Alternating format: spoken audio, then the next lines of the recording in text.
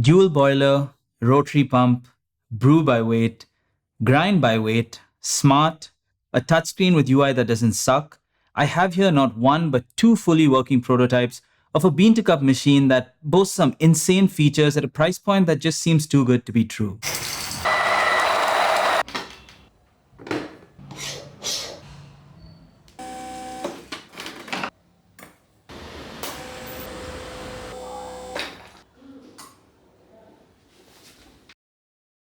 Now, before we get started, this product was sent to us by Meraki. No money exchange hands. They've had absolutely no say in what we've put in this video, and they don't get to watch it before any of you do.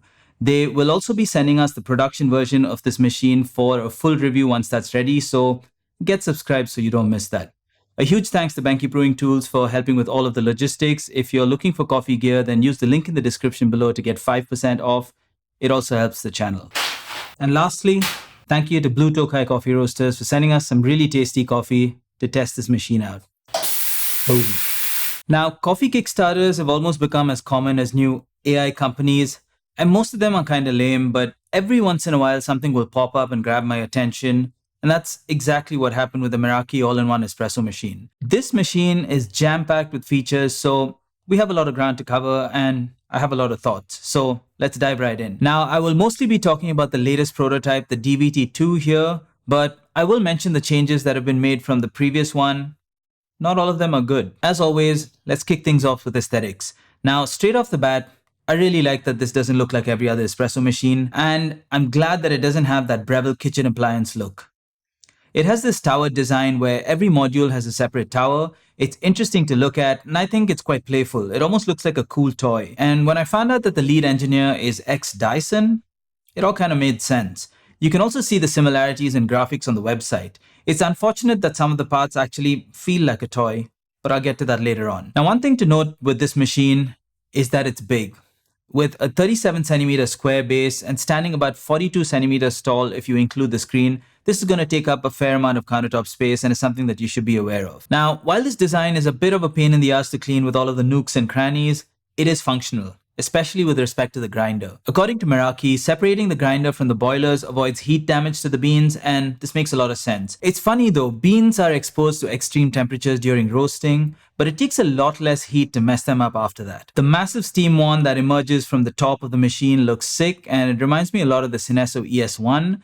Other elements like the large exposed water tank, the lighter colored drip tray, all add visual interest. Now, there's a design technique that Dieter Rams used very effectively on a lot of Braun products. It was more recently popularized by teenage engineering, where you add a splash of color, usually bright orange, to an otherwise monochrome product. And it's a small detail that can have a big impact on the overall appearance. And we can see that they've attempted to do it on this machine, but I feel like it's a little too obscure and subtle, but it's still a nice touch. Now, while this portafilter is nice on its own, for me, the wood doesn't quite vibe with the rest of this machine. I would love to see some funky resin-based handle like the ones Pesaro make, or a brushed stainless steel, or even carbon fiber maybe. This could also be a good opportunity to try to add that splash of color. So yeah, I think the design has the potential to be quite polarizing. I dig it. It's pretty refreshing to see something that doesn't look like a regular espresso machine. But now, let me walk you through the entire machine, section by section, and cover things like ergonomics, build quality, user experience, and performance along the way. Then we'll look at price and whether this thing has a place in today's lineup of espresso machines, or if this is just another company jumping on the specialty coffee bandwagon while it's trendy. Okay, so I listed a bunch of impressive specs, but those mean nothing if we don't look at it in the context of how it is to actually use this machine. So I'll start at the left and go right because that's typically how you would use this machine. But before I do that, I want to quickly talk about the screen. So most smart devices that have a screen on them are about as enjoyable to use as being hit by a truck, which is why this was an absolute breath of fresh air. The first time I saw this machine, I was like, oh no, not a damn touchscreen. But I was so wrong, because this is excellent, and you'll see why as I start using it to control different parts of this machine. So starting with the grinder, the first green flag, if you will, is that it was developed in collaboration with Timemore. You may have heard of them. This is a brand that I respect a lot, and they know a thing or two about grinders. So it isn't surprising that this one works very well.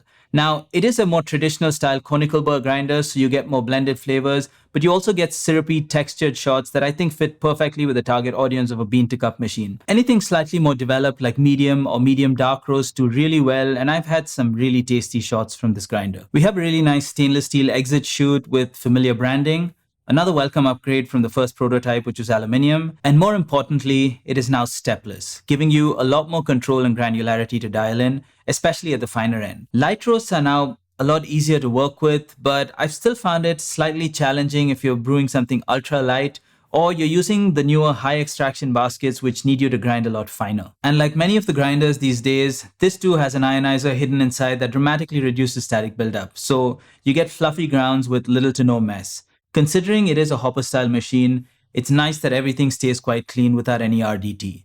Speaking about the hopper, another thoughtful addition is this auto close function. This allows you to remove a hopper that's full of beans without making a mess. Okay, moving further down, things start to get exciting. This right here is a set of scales, and it's not the only one built into this machine. Wild, right? To show you how this works, I need to hop over to the screen. Once you fire up the machine, it shows you the boot animation and then displays these three circles. Pretty obvious what you need to do. Tap on grinder. And if I change the grind settings on the grinder, it shows on screen going all the way up to 30. You have a large display of the scale reading and you have clear instructions that says double tap to reset or tear. On the left, it says manual mode, and as the name suggests here, you start and stop the grinder manually using the grind button. And as the coffee grinds, you can see the scale reading go up. But I wouldn't bother with that because it's way more convenient to tap here and switch to auto mode. Here, you can set how much coffee you want in 0.1 gram increments and then tap grind and let it do its thing. Once it hits the target weight, it stops like magic, and the margin of error is usually 0.2 grams, which is pretty damn good. So convenient. In addition to that, the platform is magnetic, so the catch cup satisfyingly snaps into place, and you even have this little silicone pad to protect the scales. Again, small and welcome details. One thing that I would have liked to have is a physical button to run the grinder without having to use the screen. So yeah, that about covers the grinder, so let's move on. To the right, we have the main event, the group head. And inside here, you have a 350 ml stainless steel boiler that feeds a heated stainless steel group head using a commercial grade rotary pump. For those of you who aren't aware, these are more robust pumps than vibratory ones and are usually found in much more expensive machines. They are way less noisy, more reliable, and deliver pressure a lot more consistently. And another thing that's also usually only found in pricier machines is two boilers. The group head is an upgrade from the aluminium one in the first prototype, and I was told that the portafilter lock-in would be a lot smoother. It is not. It's a fairly light machine, so I have to awkwardly grip one side and force this thing while enjoying the lovely sensation of metal on metal grating. I should also mention that none of my other 58mm portafilters fit this machine, and I don't think that's going to change in the production version either. This would have been nice to have, but again, looking at it in the context of the target audience, it's more of a want than a need. The current portafilter is nice, and I can use all of my baskets, which I think is way more important. Another really nice detail is how you can go from bottomless to spouted in a second. I wish more manufacturers did this. I think it's a really neat implementation of a dual function portafilter. I like it more than the threaded one from Pesaro. Another issue I ran into with the new group head is overheating. The PID was calibrated to heat the aluminium on the old version to a toasty 50 degrees Celsius. It doesn't quite play as nicely with SS. This one shoots well past that target and only settles back down at the 20 to 25 minute mark. Now, theoretically, the UI lets you set the brew temperature, and the machine smartly compensates for the heat loss from the boiler to the group by raising the boiler temperature by 4 to 6 degrees higher than the set temperature. In our temperature test, though, the brew temperature ran around 5 to 6 degrees hotter than the set temperature, and this went down to about 1 to 2 degrees after about 25 minutes of operation, and this seems to be a direct effect of the group head overheating. It's pretty annoying to have to wait 20-25 minutes like a traditional machine when this thing actually just takes 7 minutes to get up and running.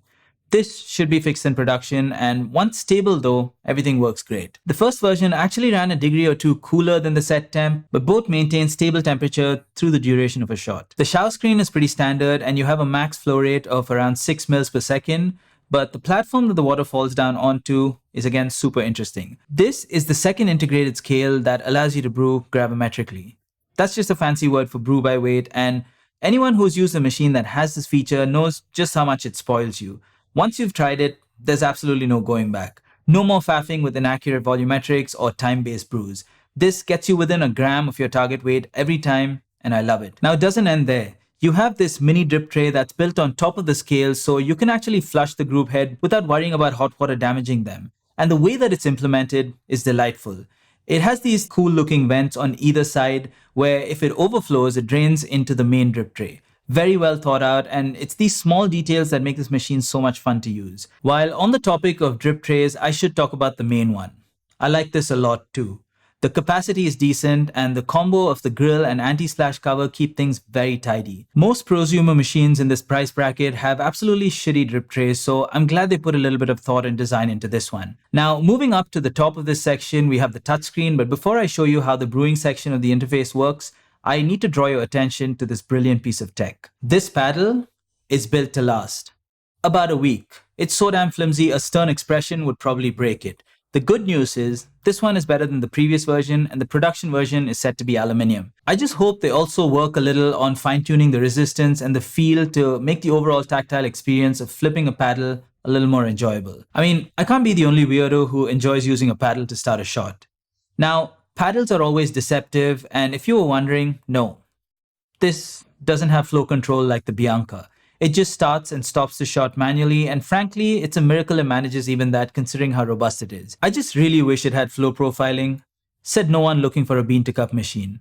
That's a feature I would like to have, and a lot of you who subscribe to this channel would want, but it's completely understandable that the company has no inclination to add this level of complexity to a product that caters to an audience that has no interest whatsoever in this feature. But stick around till the end, because I may have some exciting news for all you nerds. Now, what I do think is super cool is that they're adding low pressure pre-infusion. That is something a bean to cup user may not know anything about, but it'll improve their espresso without them having to do anything extra. So that's a welcome addition that I look forward to testing in the production version. Now, before we look at the brewing UI, there's one last thing that I want to talk about, and it's this icon that says Coffee Sense Technology. This is an RFID scanner, and similar to machines like the X Bloom, the Meraki has an option for roasters to dial in their coffees on the machine and add an RFID recipe sticker to their bags. Now, unfortunately, I was not able to test this because Meraki just sent me an empty bag to avoid any delays with customs, but it does have a tag, so check this out. Plonk the bag here and the machine will instantly load up those settings.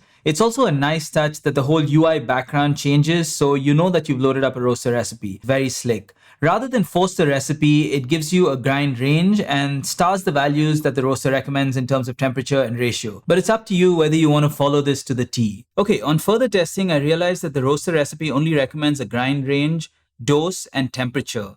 There's no recommendation for ratio, which I find quite odd because that has a massive impact on how your espresso tastes. So hopefully that's included in the production version. With the production version, I'm going to try and get them to send me some coffee so I can test this firsthand. But for now, I can only go off of what my other YouTuber friends have told me, and the results have been mixed. Some of them have had it be spot on, but for others, it's been hit or miss.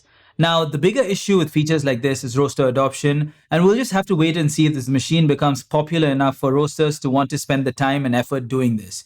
From a user standpoint, especially for someone starting out, it is an excellent feature to have. Okay, let's look at the UI. Actually, wait a second. How did I forget this? This section has another trick up its sleeve. This little thing behind the group head. Any guesses what it does? Okay, check this out. Yep, it pees hot water straight into your cup rather aggressively. I find it hilarious, but it's also very functional, and I'm sure all you Americano fans out there will appreciate this. Alright, jumping back over to the screen, we have the three circles, and if you look a little closer, you'll notice that the brew and steam look a little different. The ring around them is actually a progress bar, and it tells you when they're up to temperature. Such a nice little detail. And if you click in too early, then it will tell you to wait. Above that, you'll see the brew temperature. This defaults to the highest value of 96, which is a bit annoying. I wish it remembered my previous settings.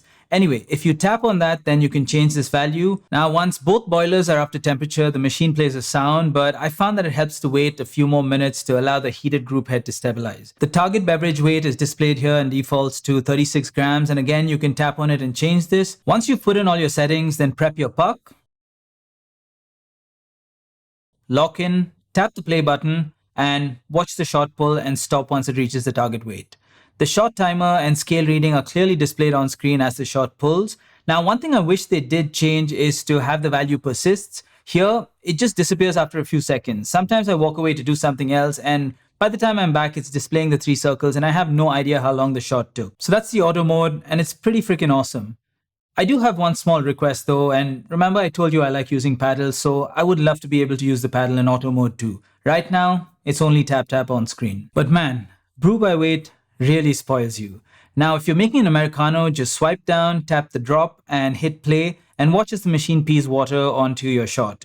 Now, it almost feels like a mistake that the scale reading isn't displayed while this is happening, so I really hope they fix that in the production version. So yeah, that's the brewing side of things, and save for the lack of pre-infusion, I have really enjoyed pulling shots on this machine.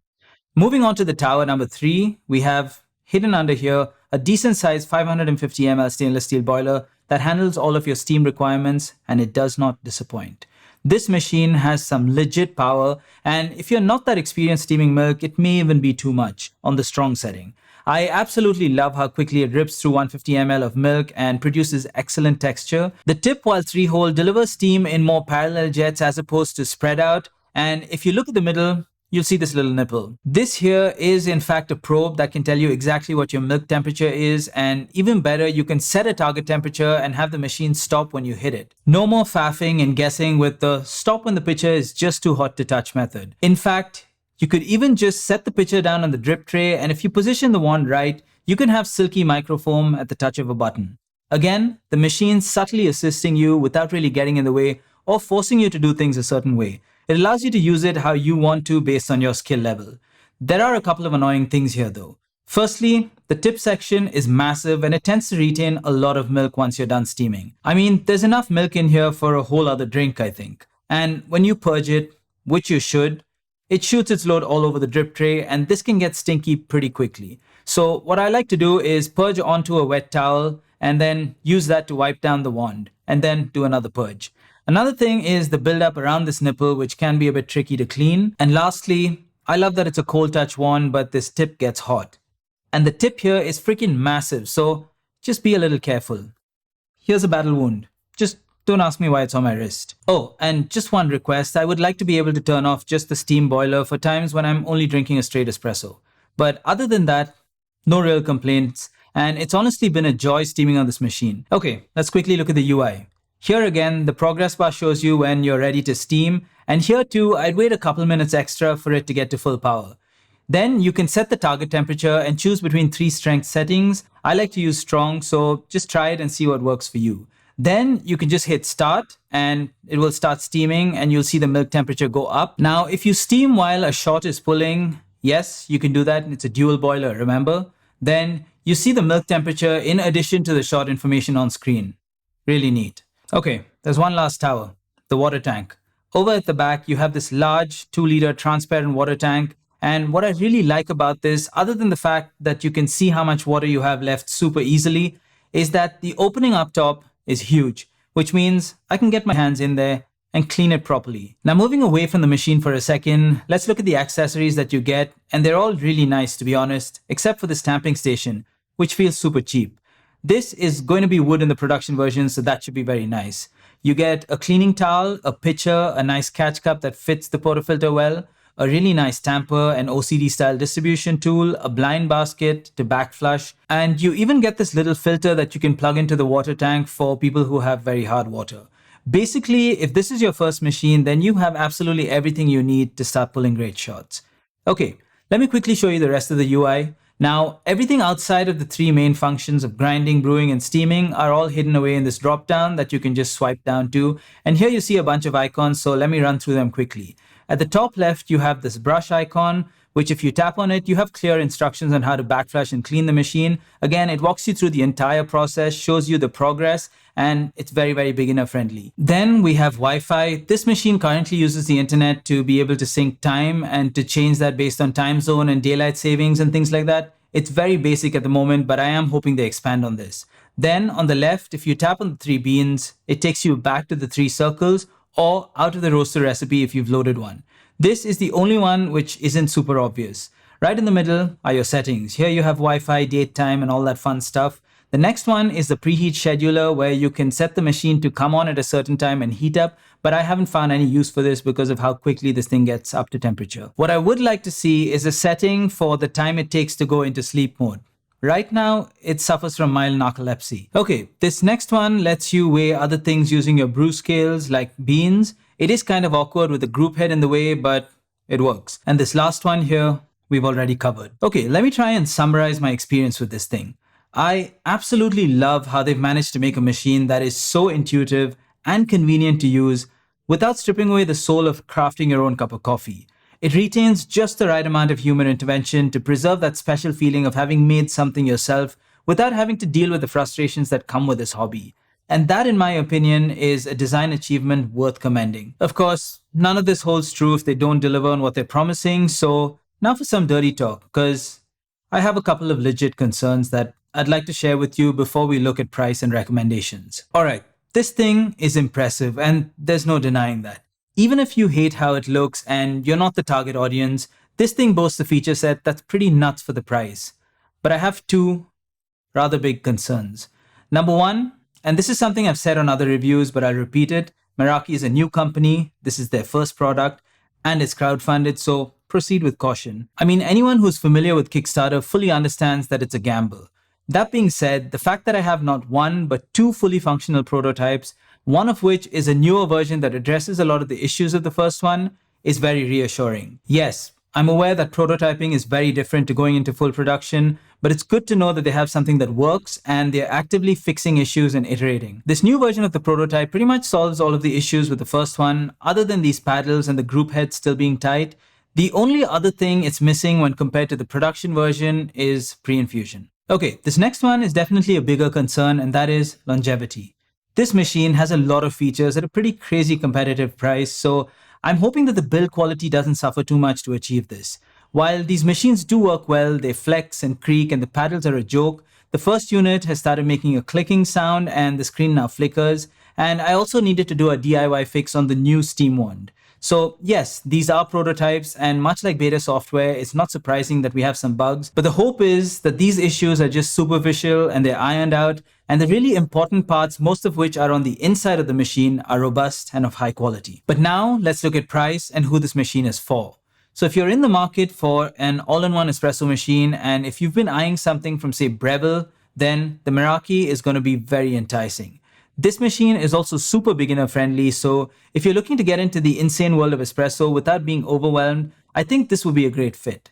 Now, for any of you looking to buy this machine, you have two options. Take a bit of a risk and back the Kickstarter and get it at a stupidly low price of $11.99. Unfortunately, $10.99 are long gone. For those of you who have a little more patience and are a bit more cautious, I'd say wait. Let the backers get their machines and be the guinea pigs, and if things still look promising, you're getting great value even at the MRP of $17.99.